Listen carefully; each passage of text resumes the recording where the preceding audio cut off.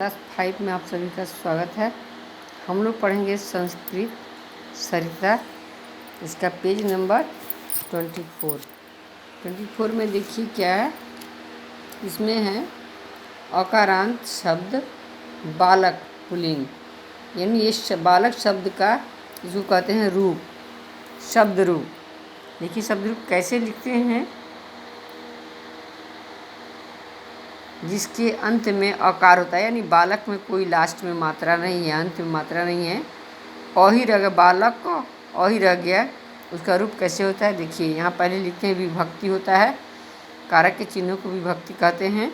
तो विभक्ति होता है प्रथमा, द्वितीया, तृतीया, चतुर्थी, पंचमी, षष्ठी, सप्तमी और संबोधन। उसके बाद होता है संस्कृत में हमने बताया था ये 3 वचन होते हैं, एक वचन, द्विवचन और बहुवचन। ऐसे ही हम लिखेंगे तीनों जैसे लिखा हुआ है एक लाइन में। पहले विभक्ति, ऊपर एक वचन, फिर द्विवचन और बहुवचन दूर दूर करके लिखेंगे।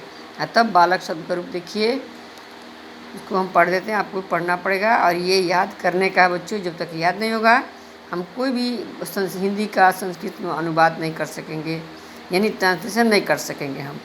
तो बालक, बालको, बालकाः, बालकम, बालकौ, बालकान, बालकेन, बालकाभ्याम, बालकैः, बालकाय, बालकाभ्याम, बालकेभ्यः, बालकात्, बालकाभ्याम, बालकेभ्यः, बालकस्य, बालकयोः, बालकानां, बालके, बालकयोः, बालकेषु। संबोधन में आ गया हे बालका, इसमें विसर्ग हट जाएगा, केवल बालक रह गए। हे बालक, हे बालको, हे बालका। बालका में विसर्ग रहेगा केवल, बाकी सब में विसर्ग यहाँ हट जाएगा। बालका में हट जाएगा। हे बालका, हे बालको, हे बालका। इसी तरह से हम ये अकारांत पुल्लिंग जितने भी होते हैं, देव, राम, कृष्ण आदि का रूप भी एकदम बिल्कुल हूबहू बालक जैसा ही होगा। अगर एक बालक का आप याद कर लेते हैं बच्चों, तो आपको अकारांत पुल्लिंग बहुत सारा एक जैसा ही आपको, जैसे नर, नर भी हुआ, नरः, नरो, नरा, बिल्कुल ऐसा ही हूबहू होगा। इसीलिए आपको एक तो रटना बहुत ज़रूरी है। अब देखिए इसके नीचे दिया गया है, नीचे लिखे पदों में प्रत्येक की विभक्ति और वचन समझें, और नीचे लिखना भी है। देखिए यहाँ बालकेन रामस्य गृहे, बालकम रामाः देवैः श्यामैः, छात्राणां बालकात् वृक्षैः देवस्य गृहस्य रामाभ्याम।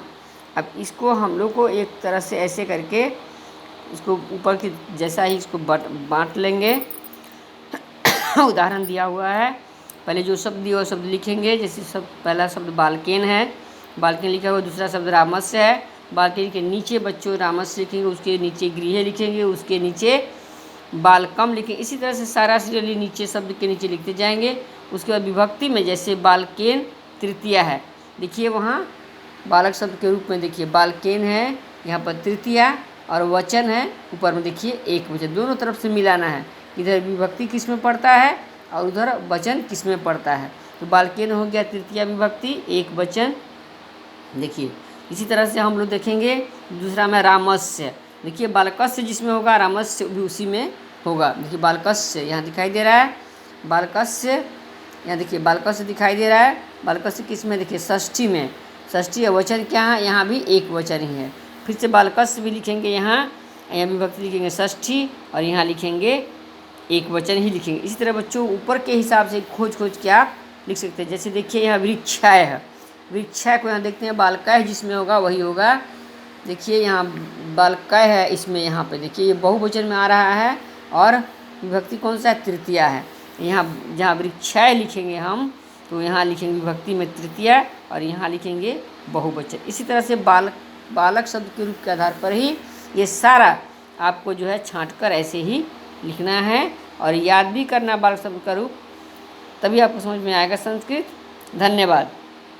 हमने बना भी दिया कॉपी में, आपको दे देते हैं। देखिए आप इसे बना हुआ है, बनाने में अगर दिक्कत होगा तो मैंने बना दिया है। देखिए देखिए नीचे लिखे पदों में प्रत्येक की विभक्ति और वचन समझें और उदाहरण देखकर लिखें।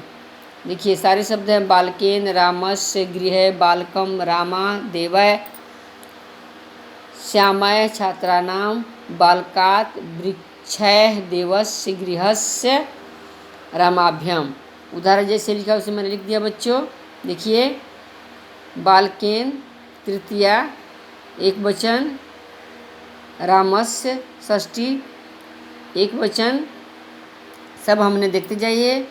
गृह है सप्तमी एक वचन, बालकम द्वितीया बहुवचन,